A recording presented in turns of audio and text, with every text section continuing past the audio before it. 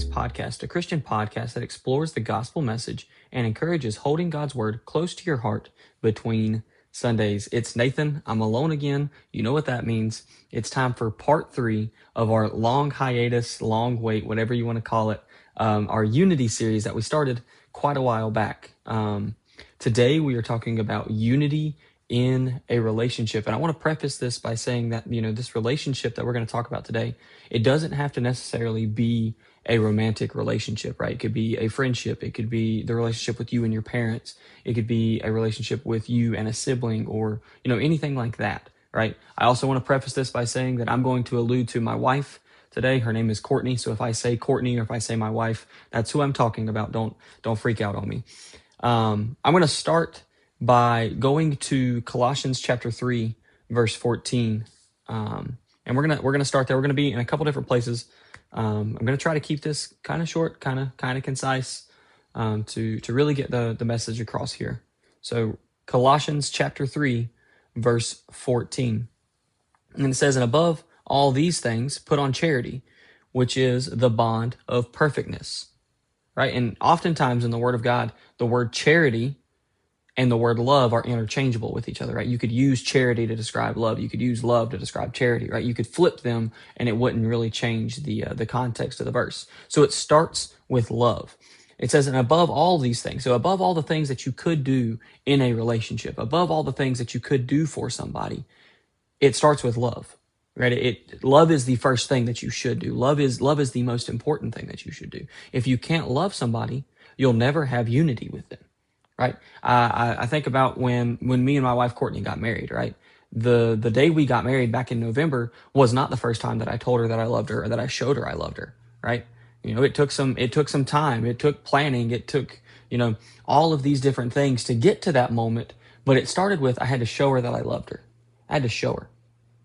Right. And again, I said this was not just going to be about romantic relationships because I don't want you to think, well, this is now a dating podcast, because it's not. Okay. It's still a Christian centered podcast, but that's an aspect of Christian living, right? There's an opportunity there for anybody to have a romantic relationship, but let's apply that to friendships.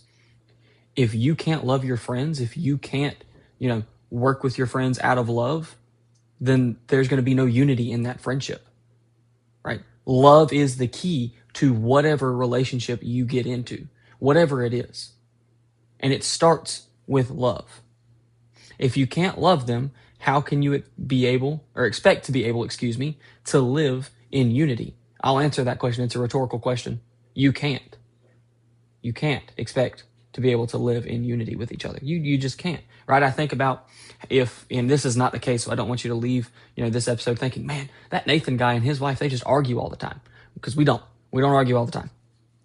But if me and my wife, every day we come home from work and the only thing that we do is we argue back and forth. We do all these mean things to each other. We do this, we do that, we do this, we do that to each other. We're not living in unity. We're not operating out of love, so we're definitely not living in unity. We're definitely not. Again, I want to talk about how unity is not conformity, right? Courtney is not expected to just abandon herself and conform to whatever image I have for her, right? There are aspects of Courtney and there are aspects of me that both have changed since we became one, right? There are things that I used to do when I was not married that I no longer do now that I am married.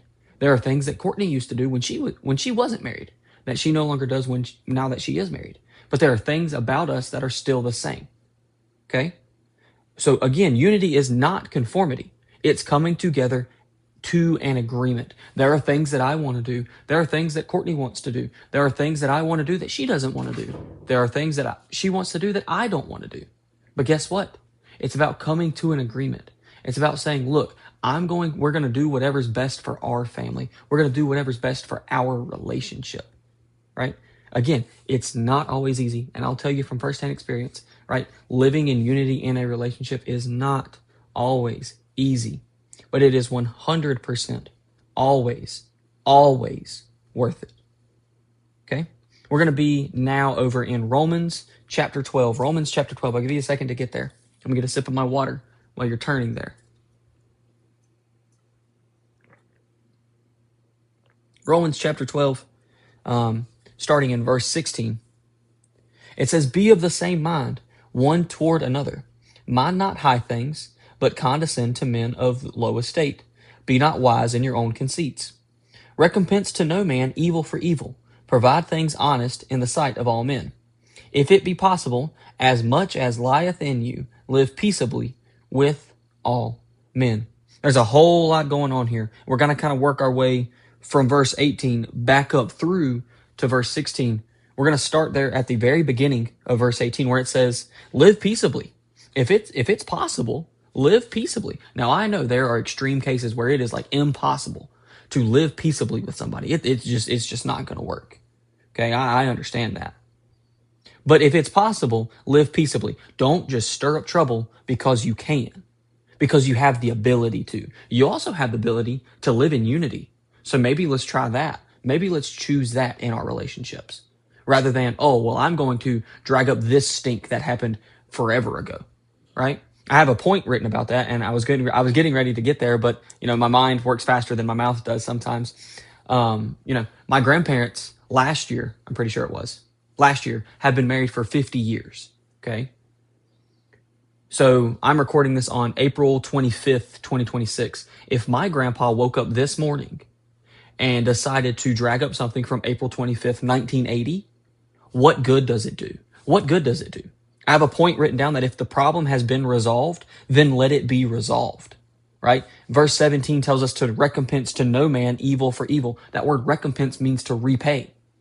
Don't give evil for evil. Don't repay an evil doing with another evil doing, right? If Courtney does something that makes me angry, it does not give me the right to go do something that's going to make her angry. It doesn't. It doesn't. We're going to get to it in point 3 here in just a second of what we should do, but it doesn't give me the right to do something to make her angry just because she did something that made me angry. You see how that works, right? We're not repaying evil for evil. I can't remember if Ryland has said this on the podcast or if, he said this in one of our solo or our independent studies that we do together. But he always says that 2 sins don't make a righteous life. 2 sins don't make a righteous life. Your sin or somebody else's sin to you and you repaying that sin with another sin doesn't mean that either one of you is living righteous. It doesn't. I mean, and that's kind of pretty easy to think about. Right? If somebody does you wrong, don't look to do wrong to them. Don't think, oh, well, I got to get my get back on them and say, you know what? They did me wrong. I got to do them wrong. No, the Lord doesn't work like that. We're not out here repaying wrongs with wrongs. If anything, we should be repaying wrongs with forgiveness. If somebody does you wrong, hey, the easiest way to live in unity is say, hey, look, I forgive you. I forgive you. That doesn't mean you forget about what they did. But you're not just dragging it up. If it's been resolved, I just said it, if it's been resolved, let it be resolved. Let it take care of itself. If you've forgiven them, leave it alone. Don't drag it up anymore. What's the point? What's the point? If someone does you wrong, don't automatically look to do them wrong, to get them back.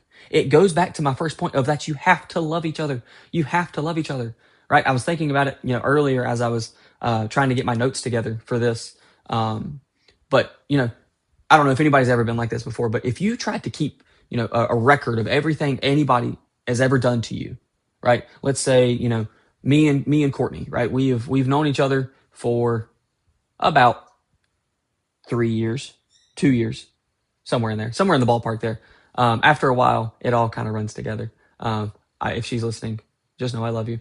But if I kept a record of everything in my eyes wrong that she has done in the time that I've known her, I'm going to get really exhausted keeping up with that.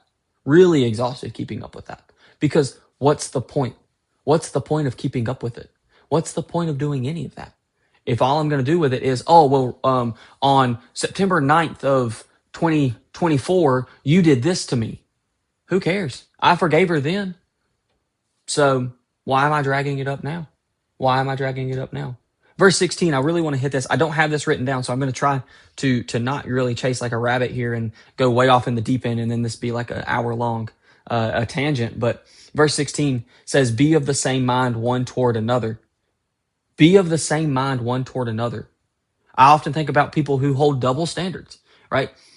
They'll hold a standard for themselves of what they will do, but then the standard that they hold for other people is something that they won't expect themselves to do, right? I don't like dishonest people. I don't like dishonest people.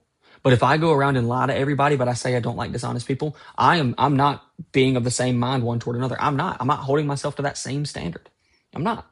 It says, mind not high things, but condescend to men of low estate. Again, we aren't looking at the high. We're not looking at the low and saying, oh, there's a difference there, right? I think it's James. If you haven't heard our James studies, I encourage you to go listen to them. I think it's in the book of James where it talks about, if you look at the rich people opposed to the poor people and you're like, well, the rich people are better in our church. No, don't do that. Don't do that. But then also I want to get to this part. Be not wise in your own conceits. I think about the things that, again, I've talked about me and my wife quite a bit in this episode. So that's where we're going to go. There are things in the house that Courtney does that I don't do. It's just the way it works, right? Just the way it works. Courtney is really good at sitting down and making a grocery list. She is really good at it. I am not. If it was up to me, I would not go to the store with a list and I would just come back with random things because that's what I would do. She is really good at sitting down and making a list. And guess what? When she makes a list, we stick to that list. I am pretty good at changing the water filters to our house. I am not expecting Courtney to crawl under the house, get all dirty, muddy, and nasty, and change the water filters. Now, yes, she does help me, right? She flips the little breaker so the water cuts back on so we can figure out if the water's working or not. So, hey, again, Courtney, if you're listening, thank you for that. But, I'm not expecting her to do that. But also, I'm not going to get upset with her if she doesn't do it because she doesn't know how. She doesn't know how. Be not wise in your own conceits, right? I am not going to, burr up and get upset with her because she didn't flip the breaker quick enough. Hey, she's helping me. She's helping me. And she shouldn't get upset with me if I pick out the wrong type of salad mix. I'm trying to think of something that's always on our grocery list, right? If I pick up the wrong type of salad mix, hey, guess what? There's like 1,400 of them. We'll figure out which one she really wants, okay? But holding grudges, right? It always goes back to that. Holding grudges. Live peaceably. Live peaceably among each other. Live peaceably in unity with each other, right? Love each other. If you love each other, it's a little easier to live in peace. It just is. Again, I'm no expert, and it's not always easy, but it's 100% always worth it. All right, we are moving into our last section here. I told you I was going to try to be quick, right? This is going to be our last section. We're going to be in Ephesians chapter 4. Ephesians chapter 4. Verse 32. And I have preached through the book of Ephesians before. I have, done a lot of studying through the book of Ephesians before. And I don't know how this verse ever slipped by me. I have no idea. And I'm really ashamed to admit it because it's like a really, really, all the verses in the Bible are really great. But this might be one of the best ones. Verse 32 says, and be ye kind one to another, tenderhearted, forgiving one another, even as God for Christ's sake hath forgiven you. I just talked about it in my second point there of we're not repaying wrong with wrong. We're not seeking out opportunities to do somebody wrong because they did us wrong. What we should be seeking out is opportunities to forgive them. Forgiveness, right? That's what it's all about. In order to live in unity in your relationship, you've got to be able to forgive. You've got to be able to forgive each other. Because guess what? No one walking on the face of the earth is perfect. I hate to break it to you. If you've made it this far in your life and you thought you were perfect, I'm sorry that on this podcast is where you found out you weren't. Because someone a long time ago should have told you weren't. But guess what? You're not perfect and you're going to make a mistake.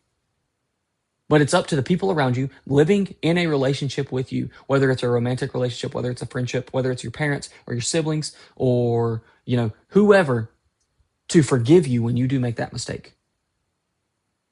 But Christ forgave us when he died for us. That's the point here. Christ forgave us when he died for us.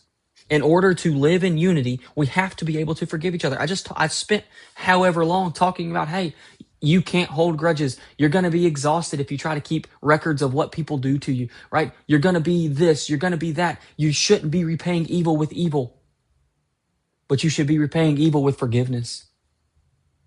In order to live in unity, we have to be able to forgive each other.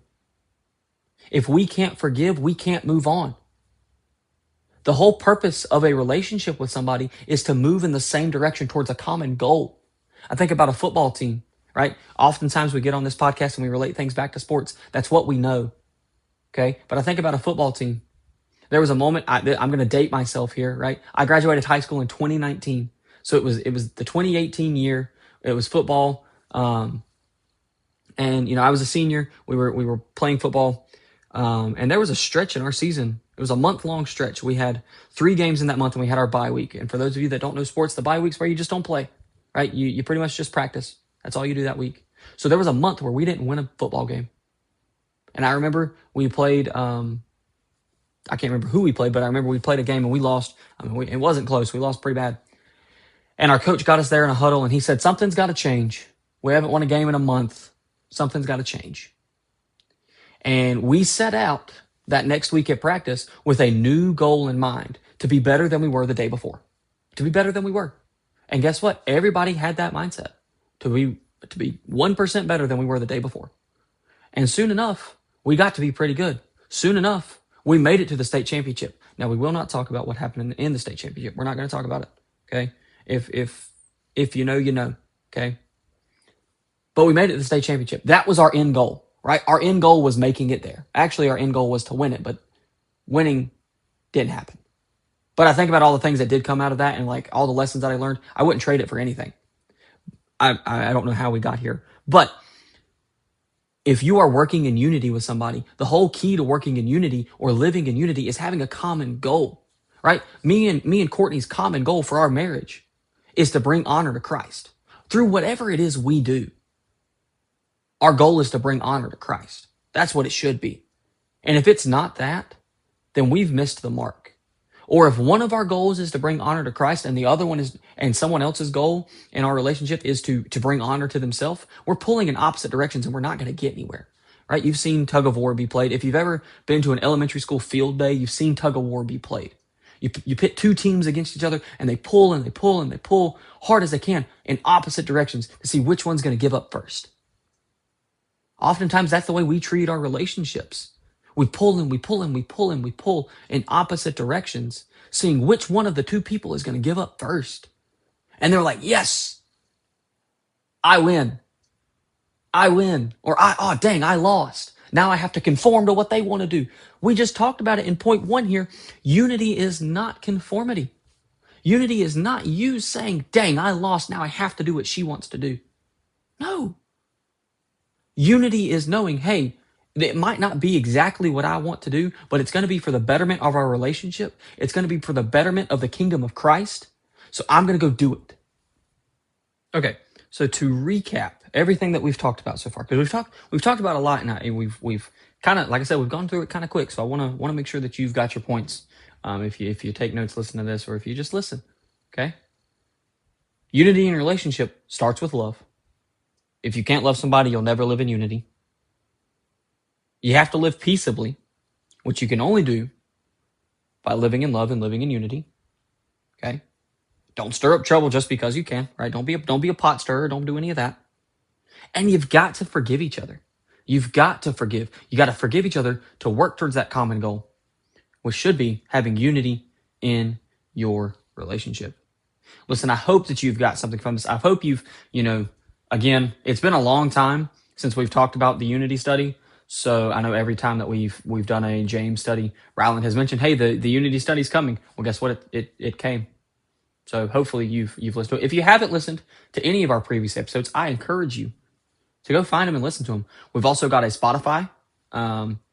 We've just put some of the stuff on there. So if you've missed any of the stuff and you just want to listen to the audio, not watch a YouTube video, you can go do that. The link is on our YouTube channel. But that is all that I've got. This has been Nathan with the Between Sundays podcast. I love you guys. And just remember, hell's hot and heaven's not. I'll talk to you next time.